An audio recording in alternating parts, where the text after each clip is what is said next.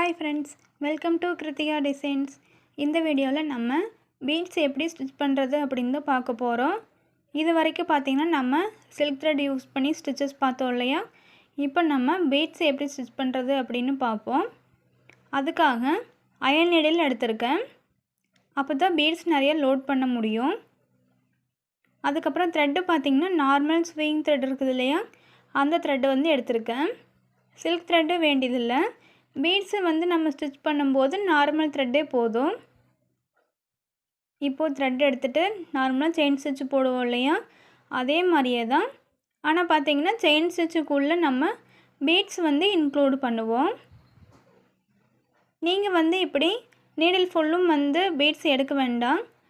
ஸ்டார்டிங்கில் பீட்ஸ் வந்து நீங்கள் 1-2 மட்டும் நீங்கள் நீடில் எடுத்துக்கோங்க.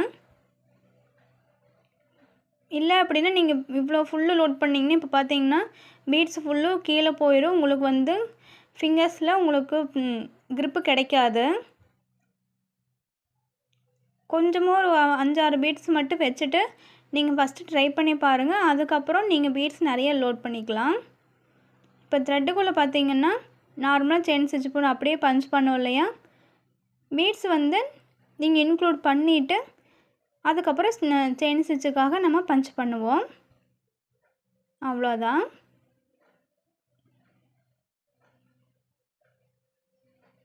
இதில் பார்த்திங்கன்னா நம்ம த்ரெட்டும் நீடிலேருந்து பார்த்து எடுத்துகிட்டு வரணும். பீட்ஸும் கரெக்டாக நம்ம உள்ளே விடணும். ஒரு பீடு நீங்கள் இல்லை 2 பீடு மட்டும்தான் நீங்கள் ஒரு செயின்குள்ளே இது மாதிரி போடணும். 2 பீட்ஸுக்கு மேலே போட வேண்டாம். அப்படி போட்டிங்கன்னா வந்து அந்த ஸ்டிச்சு வந்து ரொம்ப லூஸாக இருக்கிற மாதிரி இருக்கும். மேக்ஸிமமே பார்த்திங்கன்னா 2 பீட்ஸ் மட்டும் போதும்.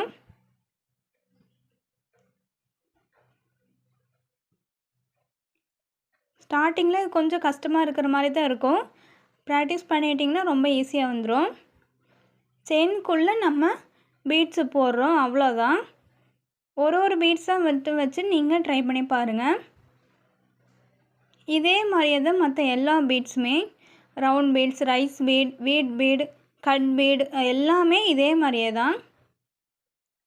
இந்த ரவுண்ட் பீடு வந்து பார்த்திங்கன்னா சிங்கிள் பீடை ஸ்டிச் பண்ணுறீங்கன்னா சிங்கிள் பீட்ஸுக்கு நம்ம இப்படி நாட் போடுவோம். சிங்கிள் பீட்ஸே பார்த்திங்கன்னா நிறையா வந்து நீங்கள் பக்கத்தால் தான் வச்சு நீங்கள் ஸ்டிச் பண்ண போகிறீங்க அப்படின்னா ஒவ்வொன்றுக்கு நாட் போட வேண்டியதில்லை. அப்போ பார்த்திங்கன்னா அந்த செயின் அப்படியே நம்ம பீடு மேலே திருப்பி விட்டுடலாம். அது வந்து ஃபுல்லும் நாட்டாக இருக்காட்டியும் வந்து ஆனால் பீட்ஸு கீழே விழுகாது.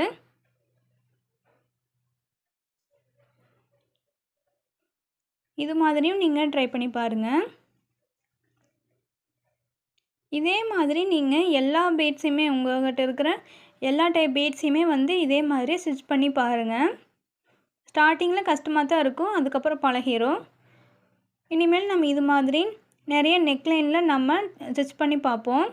எல்லாத்துக்குமே பார்த்திங்கன்னா பேசிக் இது தான். நீங்கள் வந்து பீட்ஸு ஸ்டிச் பண்ணி பழகிட்டிங்கனாவே ப்ளவுஸ் ஒர்க் பண்ணிடலாம். கொஞ்சம் கொஞ்சமாக ட்ரை பண்ணி பாருங்கள், ஈஸியாக வந்துடும். ஏதாச்சும் டவுட் இருந்தால் கிருத்திகா ஆரி ஒர்க் டிசைன்ஸ் அப்படிங்கிற இன்ஸ்டா பேஜில் எனக்கு டிஎம் பண்ணுங்கள். நான் உங்களுக்கு டவுட் கிளியர் பண்ணுறேன். மறக்காமல் நம்ம சேனலை சப்ஸ்கிரைப் பண்ணி வச்சுக்கோங்க.